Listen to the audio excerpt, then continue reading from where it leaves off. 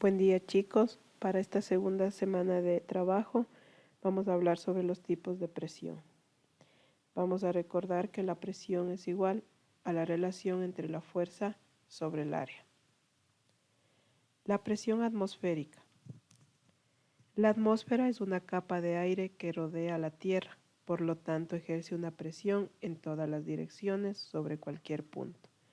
En este gráfico nosotros tenemos la atmósfera, que es una capa gaseosa que rodea toda la Tierra. Esta atmósfera está dividida en diferentes capas que tienen sus características, como se puede observar en el gráfico.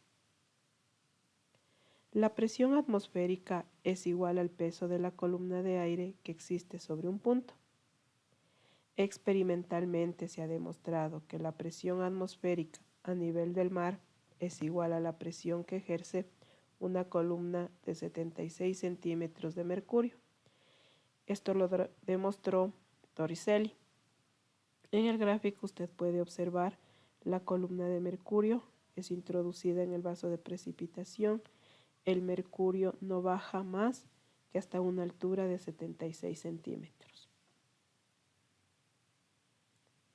La fórmula de la presión atmosférica, también representado por las letras P, O, es igual a la densidad por la gravedad y por la altura. La presión atmosférica varía de acuerdo a la altitud del lugar. La presión atmosférica es menor mientras mayor sea la altitud. Está determinada por el cambio de la densidad del aire con la temperatura. Por ejemplo, en Quito tenemos una presión atmosférica de 540 milímetros de mercurio. En esta imagen usted puede observar la presión a nivel del mar y la presión en un punto alto del Ecuador, que en este caso sería el Nevado Chimborazo. A nivel del mar hay mayor presión porque la columna que debe soportar o la fuerza es mayor. En cambio, en el Nevado Chimborazo usted puede observar que la presión es menor, ya que la columna que debe soportar o la fuerza es menor. Otro tipo de presión es la presión absoluta. La presión puede expresarse en base a una referencia arbitraria, siendo las más usadas el cero absoluto o vacío absoluto y la presión atmosférica local. Si el valor de una presión se expresa como una diferencia entre su valor y el vacío absoluto, se dice que es la presión absoluta. La relación matemática es presión absoluta es igual a presión manométrica más presión atmosférica. Otro tipo de presión es la presión manométrica. Es la diferencia entre el valor de la presión absoluta y el valor de la presión atmosférica del lugar. La relación matemática es presión manométrica es igual a presión absoluta menos presión atmosférica. Usted puede observar también que los instrumentos para medir las presiones pueden ser los manómetros. Aquí tenemos un ejemplo de un manómetro para medir la presión de neumáticos. También tenemos un instrumento conocido como barómetro, que también mide la presión barométrica. Las escalas de medición de presión. La interrelación entre las escalas de medida de la presión se representa en este gráfico. Usted puede observar que el nivel de referencia o punto de referencia es la presión local. Sobre la presión atmosférica local tenemos a la presión manométrica positiva y a la presión manométrica negativa. También tenemos la presión barométrica, la presión absoluta, que dependiendo del lugar donde se encuentren vamos a ver si es positiva o es negativa. Por ejemplo, chicos, si a ustedes se les da un valor de presión, este valor de presión siempre se va a referir a la presión manométrica.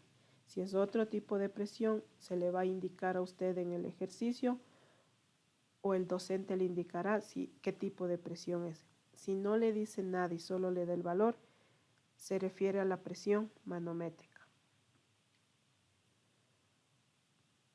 Posteriormente, vamos a analizar el principio de Pascal.